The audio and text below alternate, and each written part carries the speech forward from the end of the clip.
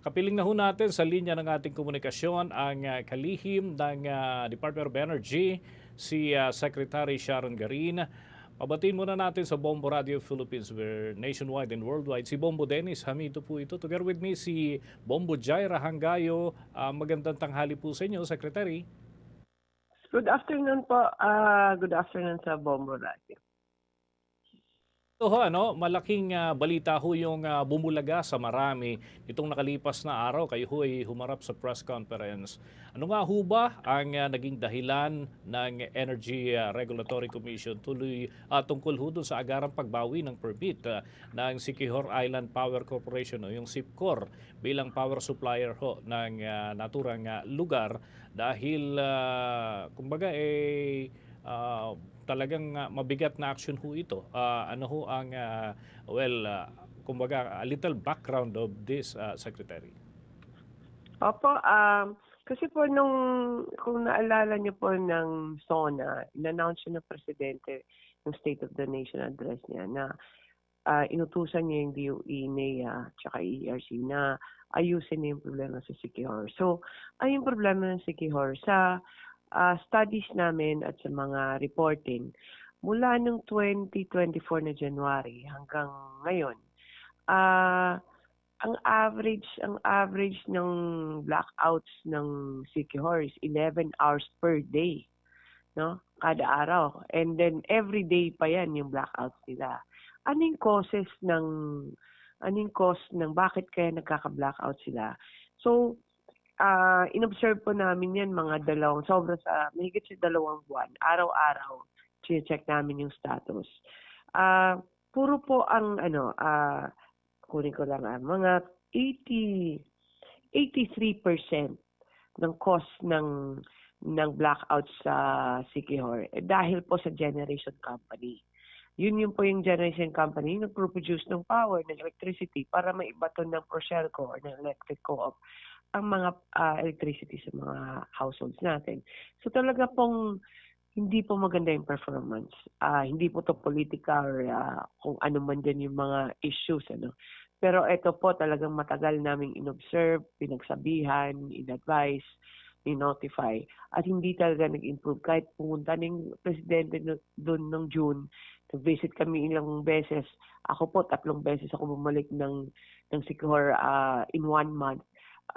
Para pagsabihan yung SIPCOR. But up to today po, hindi consistent, hindi naayos ang mga gensets nila, sira-sira lahat Secretary, nabigyan naman ho ba ng pagkakataon itong SIPCOR na maipagtanggol yung kanilang panig and siguro kung may justification sila, nagkaroon ho ba ng chance at any rate, yun hong naturang panig naman upang depensahan, yun pong mga pinupukol po sa kanila na mga aligasyon.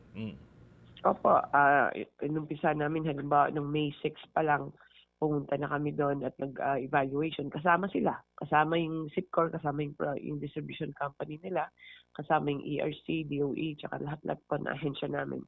At alam nila naman kung ano yung mga observations. Sila naman nagvo-volunteer ng mga data nila. At gumawa kami ng report. Nire-report po namin to sa Presidente regularly. At itong mga report po namin, sinabit namin sa NEA, sa ERC po. Ito po yung nag-re-regulate ng mga mga ating mga generation company, So nung July 3, after mga 2 beses din kami sumulat sa ERC, ang ERC nag-investigate na talaga at nag-hearing pa nga sila Nag-issue pa sila ng show cause order po sa SIPCOR. So July 3 pa lang meron na po silang open case sa ERC. Ngayon na lang nakaruling ang ERC, kahapon lang po. So kung tatanungin niyo ako may chance ba sila to respond to the allegations, yes po. Kung may chance din ba sila sana na ayusin ang kanilang, kasi pumunta na doon yung Presidente, yung DOE. May chance ba sila? Opo, more than 2 months po yung chance nila para ayusin po yung mga genset nila tsaka servisyo nila. So, chance sa legal, tsaka chance din sa para maayos din nila yung performance. I think more than enough time po. Ang 2 months po, mukhang maigsi, pero mahaba po yun kung araw-araw po may brownout kayo. Secretary, maayong ugto si Bombojay ini sa dugang nga pamangkot, gaano po ba kalala ang epekto ng power crisis sa Siquijor? Batay po yan sa audit ng NEA. Ang epekto po niyan is livelihood, negosyo nila, ang turismo nila, pati hospitals nila hindi makakailangan 24 hours yun sa hospitals, ano? Pati yung basic services nila at education, no? So malaki po yung impact dito po sa atin po ng mga regular hindi po normal na magka-blackout. Hindi natin na papansin 'yan. Pero sa Siquijor po, kung araw-araw po may blackout ka, 8 oras pa, hindi ka makagamit ng freezer mo para sa negosyo mo. Hindi ka maka-on ng mga aircon mo para sa mga hotel mo. O yung mga machineries natin o equipments natin sa hospital. Masisira yun kung palagi nagba-blackout lang. So malaki po yung impact niyan. At lalo na yung Siquijor is one of the most popular tourist destinations natin, lalo sa domestic tourism natin, ano. So malaki pag hindi po to naayos, hindi po talaga uunlad ang isla ng Siquijor. So hopefully with this intervention, minomonitor po namin mula nung kahapon na medyo steady naman yung electricity doon. So ito po sana po makaangat na po ang Siquijor dahil dito. Ano ba yung naging tugon ng SIPCOR matapos matanggap ang kautusan mula sa ERC, Secretary?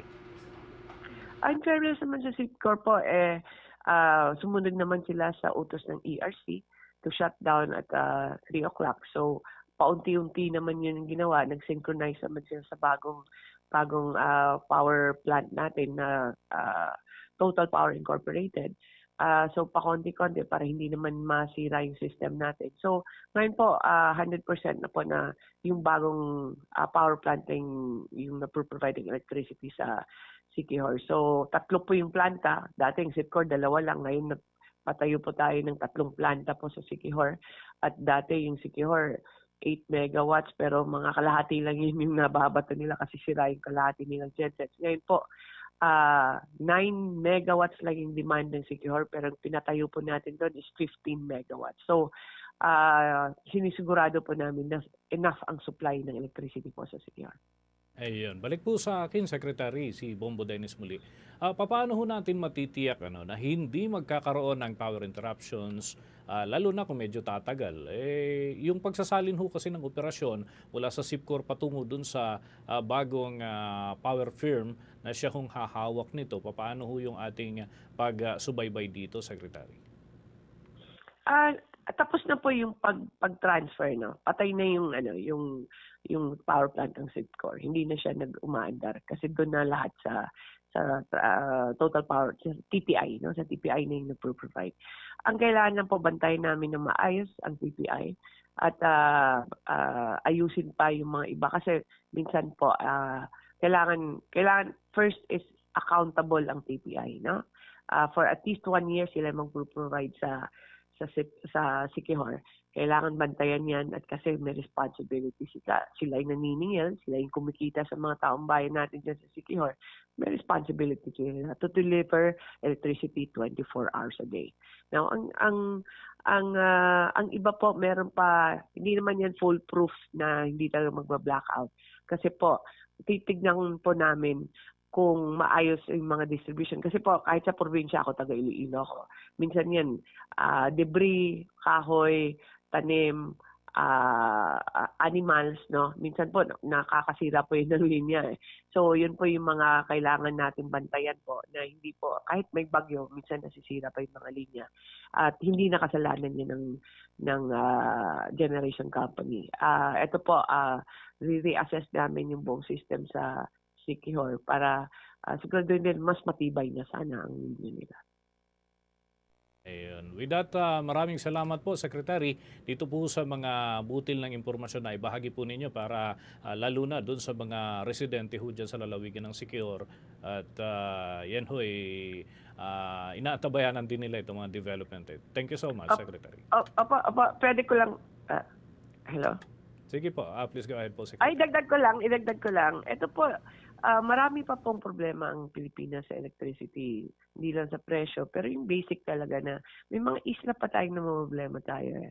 Meron pa mga Masbate, Catanduanes, Camotes, marami pa yan. Sa Mindanao, marami pa. So ito po yung directive ng Presidente na tignan namin at ayusin. Masaya po kami at na may solusyon na sa Siquijor at gusto po namin na sana po magtulong-tulungan tayo para maayos na rin yung mga isla at ang DOE po ito po yung direktiba ng presidente na ayusin po yung mga isla. So we will work hard at that po. Thank you. Mga kabombo at mga ka-Star Nation, nakausap po natin si Energy Secretary Sharon Garin. Kaugnay ho ng mga development po na yan, mga kabombo at mga ka-Star Nation.